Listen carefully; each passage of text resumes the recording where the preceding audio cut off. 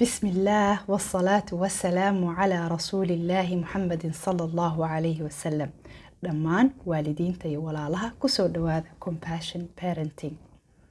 موضوع عن عاو كهد لدونا إن شاء الله وموضوع عالم كأي خبرة لباتنكي سنة قدام بي آد ugu مشغولين oo ah kobcinta iyo horumarka ibni aadanka. waxayna isku wada waafaqeen khubradoo dhan inay tahay asaaska usradda naajixka ah. qoyska oo naajixka ah asaas wuxuu u yahay ibni aadanka oo naajixka ah oo ku horumarsan xagga caafimaadkiisa, maskaxdiisa iyo diintiisa.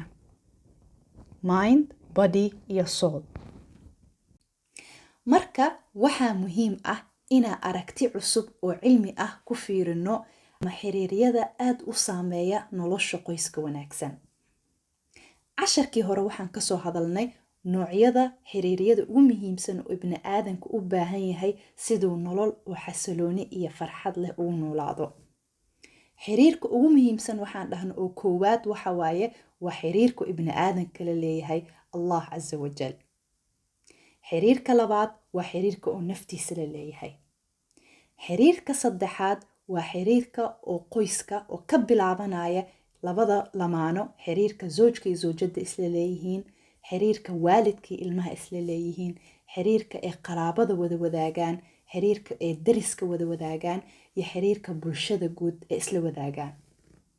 marka haddaan tan koowaad ka bilaabno insha Allah casharkeena oo ah xiriirka ibni aadanka la leeyahay Allah Azza wa Jal.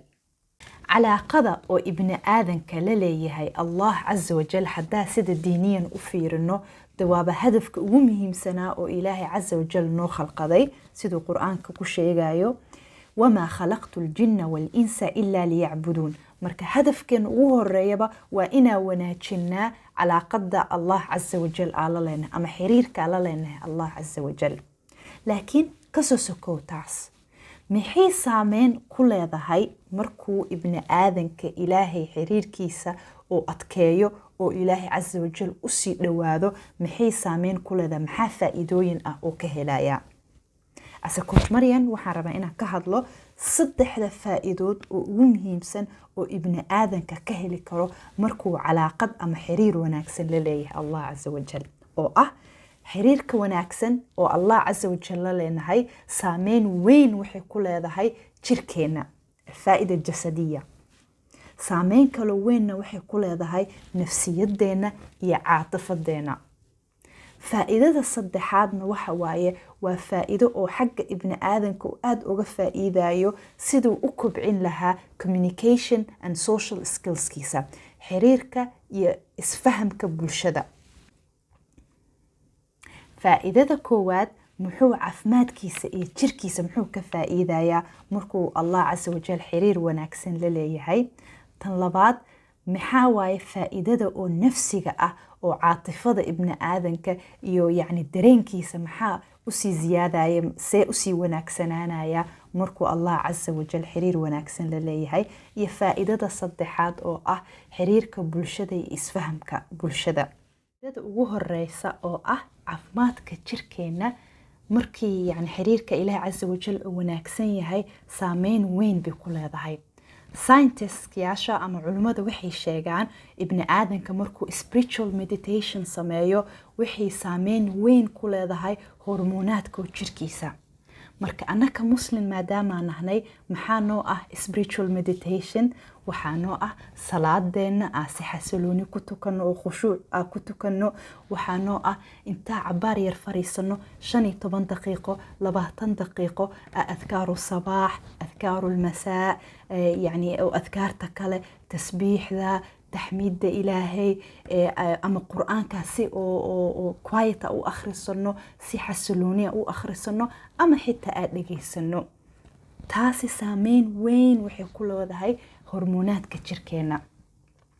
waxaa lagu leeyahay happy hormoneska oo loo dhaho serotoninka iyo dopamiinka markii ibni aadanku si xasilooni leh oo Ilaahay Azza wa Jal ugu dhawaado ama quraan ahaato ama salaad ahaato ama adkaar ha ahaato kor buu u kacaa. happy hormoneskaas oo serotoninka iyo dopamiinka la dhaho kor bay u kacaan. taasna saameyn waxay ku leedahay yani ibni aadanka feelinka oo happinesska yani farxad buu dareemayaa, stress levelka ka degaya, xanuunka jirka u sheegaya degaya xitaa yani subxaan allah xitaa hormoonka oo cortisolska oo stresska iyo anxietyga kiciya ama yani walwalka iyo walbahaarka hormoonka kiciyo oo cortisolka la dhaho, markuu ibni aadanka si xasilooni leh u tukado ama qur-aankiisa u akhrina ama adkaarta akhrisanayo, hormoonkaas hoos buu u degaa asagana. يعني ومن نعم الله عز وجل علينا. waxaana cajiib xitaa ah markii soonka loo imaado waxaa lagu leeyahay hadda wadiba fashion hadda noqoto oo la dhaho intermittent fasting oo ah inay wiigii at least 2 jeer la soomo oo cuntada la iska dhaafo ugu yaraan 10 saac ilaa iyo 15 ilaa iyo 17 18 meelahaas la iska dhaafayo. marka anaka haddaan muslim nahnay already systemkaas waaba haysanaa sidoo nabigeena calayhi salaatu wasalaam na faray inaa isniinta iyo khamiis kasta aan soonno. taas ba anaka our intermittent fastingkeen ayadaaba ah. waxaa lagu leeyahay faa'iidooyinka ee leedahay intermittent fastingkaasna yani lama soo koobi karo. faa'iidooyin oo ka mid ah xiriir dhaqdhaqaaqa dhiigga, wadnaha dhaqaaqiisa, blood pressureka, sugarka, waxaasoo dhan way wada fiicnaanayaan oo controlkooda xitaa control fiican buu noqonayaa. xitaa xeerta oo dhiigga blood lipidska way degayaan, xeerta oo beerka iyo xeerta dhiigga xitaa way degaysaa markasta la soomo. oo taasna faa'iidooyin oo xagga beerkii iyo xubnihii jirka ugu muhiimsanaa bay ku leedahay. subxaan allah yani soomkaas oo naafilada ah wixii yani caafimaadkiina wuu u taraysaa wax, xiriirka ilaahay casa wajal la leenahayna way sii fiicnaysiinaysaa. liannu siduu ilaahay casa wajal dhahay wamaa zaala cabdii yataqarabu ilaya binnawaafili xataa uxibah.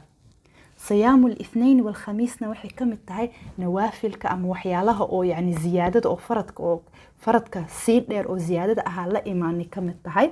marka jirkeenina caafimaad buu ka helayaa, ilaahay sabab oo noo jeclaadana ee noqonaysa. subxaan allah. taas waxay ahayd faa'iidada xagga caafimaadka jirka. haddaa usoo noqono faa'iidada labaad oo ah alfaa'ida nafsiya, maxay saameyn ku leedahay yani ibni aadanka qalbigiisa, caatifadiisa, emotion well-beingkiisa maxay saameyn ku leedahay. waxaa lagu leeyahay ibni aadanka markuu wanaajiyo calaaqadu allah casa wajal la leeyahay inner peacekiisa sii ziyaadaysa, yani ammaanka oo naftiisa gudaha ammaanka oo gudaha ama ammaana daakhiliga oo dareemayo baa sii ziyaadaya. taasi waxay saameyn ku leedahay yani walwalka iyo walbahaarka badan oo ibni aadanka dareemayo way ka yaraanaysaa. dad waxaa jira dabeecadooda taaba inay walwalaan markaste. yani subxaan allah waxaa lagu leeyahay qofka hadduu keliya laa xawla walaa quwata ilaa billaah dhaho walwalka oo ibni aadanka kusoo noqnoqda xitaa wuu degayaa.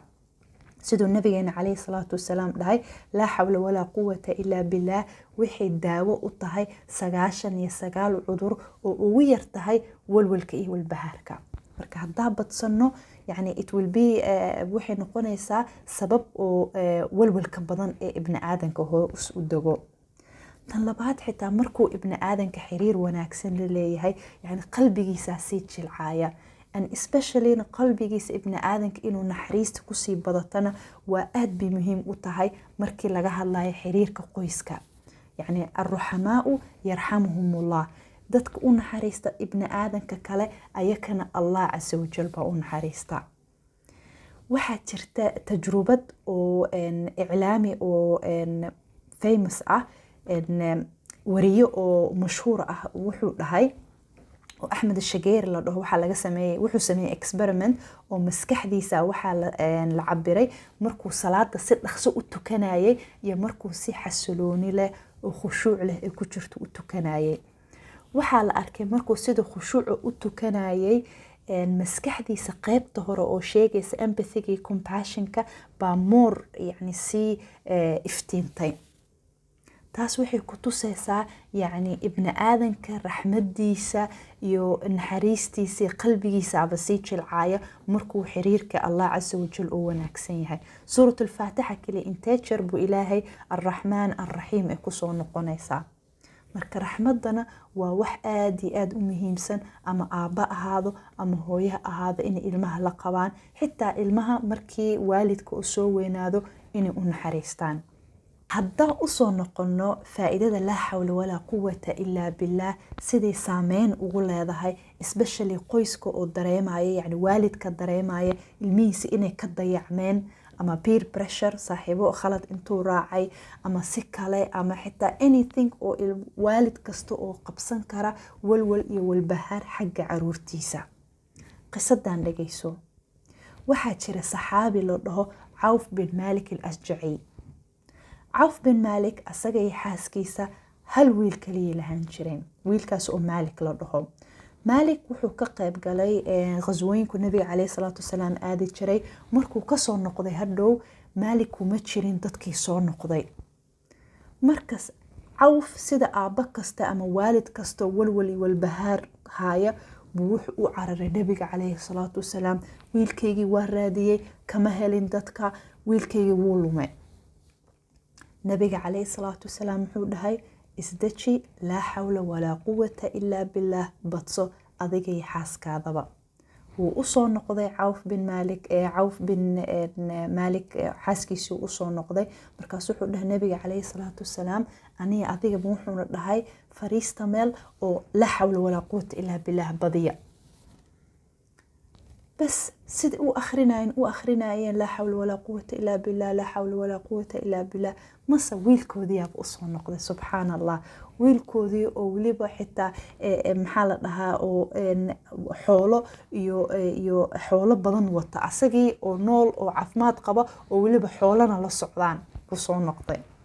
marka taasna waxay faa'iido u tahay waalid kasta oo walwal iyo walbahaar xagga ubadkiisa ka haysata.